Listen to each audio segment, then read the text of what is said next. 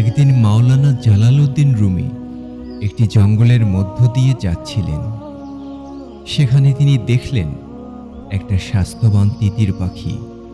তিনি পাখিটাকে ধরলেন। এরপর তিনি ভাবছিলেন পাখিটাকে এখন খেতে হবে, মানে সিদ্ধান্ত নিচ্ছিলেন তিতির পাখিটাকে কি ঝলসে খাবেন নাকি এটাকে রান্না করে খাবেন। তিনি চিন্তা করছিলেন। তিতির পাখি কোনোভাবে বুঝতে পারল যে তিনি তাকে জবাই করে খাবেন। এজন্য তিনি কিছু একটা প্ল্যান করছেন। তিতির পাখি তাকে লক্ষ্য করে বলে উঠল যে, মাওলানা, তুমি তো চিন্তা করছো আমাকে জবাই করে খাবে। কিভাবে খাবে সেটা নিশ্চয়ই প্ল্যান করছো। তোমার জীবনে কি গোস্ত কম খেয়েছো? আমাকেই খেতে হবে এ প্ল্যান কেন করছো? বরং আমাকে ছেড়ে দাও, আমি তোমাকে ৩টি উপদেশ দেব। মাওলানা রুমি চিন্তা করল, বলল, ভালোই তো, ঠিক আছে, আমাকে তুমি তোমার উপদেশ দাও। তিতির পাখি বলল, না, তার আগে আমাকে ছেড়ে দিতে হবে। যদি ছেড়ে দাও তাহলে আমি তোমাকে উপদেশ দেব। মাওলানা রুমি বললেন, তোমাকে ছেড়ে দিলে তুমি তো চলে যাবে, এরপরে তো তুমি আমাকে ফাঁকি দেবে। তা হবে না, তুমি আমাকে উপদেশ দাও। পাখি বলে, আচ্ছা ঠিক আছে, তুমি আমাকে ধরে রাখো একটা উপদেশ ধরা অবস্থায়, বাকিগুলো আমাকে ছেড়ে দিও। তোমার জন্য প্রথম উপদেশ হলো, তোমার বন্ধু বান্ধব, আত্মীয় স্বজন, পাড়া প্রতিবেশী, পরিচিতরা তোমার কোনো ভালো কাজ দেখলে তারা হতে পারে তোমাকে বিভিন্নভাবে ক্রিটিসাইজ করবে, তোমাকে বিভিন্নভাবে জ্বালাতন করবে, হয় কথা দিয়ে অথবা আচরণ দিয়ে। তুমি ওইদিকে একেবারে ভ্রুক্ষেপ করবে না। তোমার জীবনে যে উদ্দেশ্য আছে, যে লক্ষ্য আছে, সেটা নিয়ে তুমি সবসময় চলতে থাকবে, তাহলে তুমি সফলতা অর্জন করতে পারবে। মাওলানা রুমি তখন চিন্তা করে, আরে পাখি এত ভালো পরামর্শ দিচ্ছে, ভালোই তো, অনেক চমৎকার করে কথা বলছে।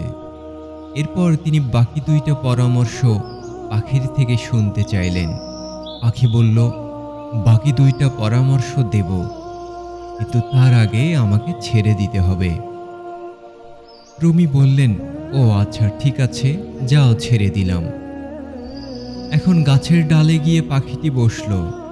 বসার পর এবার সে পাখিটি বলল, দ্বিতীয় উপদেশ হলো, অতীত নিয়ে কোনোদিন এই কাজটা করো না।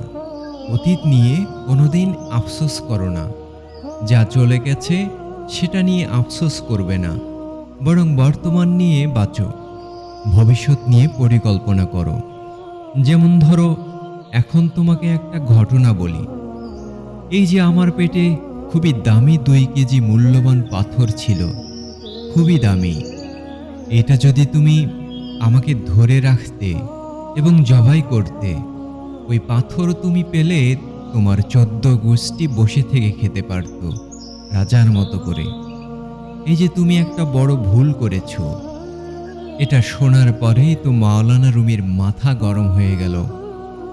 এবার রুমি তার পিছনে পিছনে দৌড়াচ্ছে তাকে ধরার জন্য, আর ওই পাখি এক ডাল থেকে আরেক ডালে যাচ্ছে।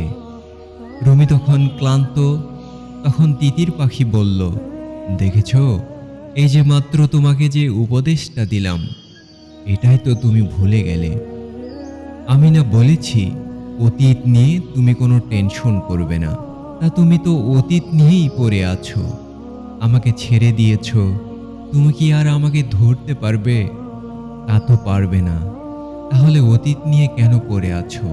কারণ তোমাকে বর্তমান নিয়ে, ভবিষ্যৎ নিয়ে পড়ে থাকার দরকার ছিল বলে। মাওলানা রুমি বললেন, তাহলে ঠিক আছে, এবার তুমি আমাকে 3য় নাম্বার উপদেশটা দাও। তিতির পাখি বলল, 3 নাম্বার উপদেশটা হলো, যিনি তোমার উপদেশ শুনতে চায় না তাকে উপদেশ দিও না। এখন বলো আমি কি করব? প্রিয় ভাই ও বোন আমার, এই তিতির পাখির শেষ উপদেশের মূল কথা হলো, সবাই তোমার কথা শুনবে এমন আশা রাখো না। কেউ কেউ তোমার পরামর্শ নিতে চাইবে না, তাদের জোর করার দরকার নেই। অর্থাৎ তুমি যতই ভালো বা সঠিক উপদেশ দাও না কেন, সবাই সেটি মেনে নেবে এমন ধারণা রাখলে কাজ হবে না। যারা নিতে চায় তাদের দাও, যারা নিতে চায় না তাদের সঙ্গে ঝগড়া বা জোরাজুরি করার দরকার নেই। এটা আমাদের শেখায় যে সীমানা রক্ষা করা এবং নিজের সময় ও শক্তি বেকার তর্কে নষ্ট না করা।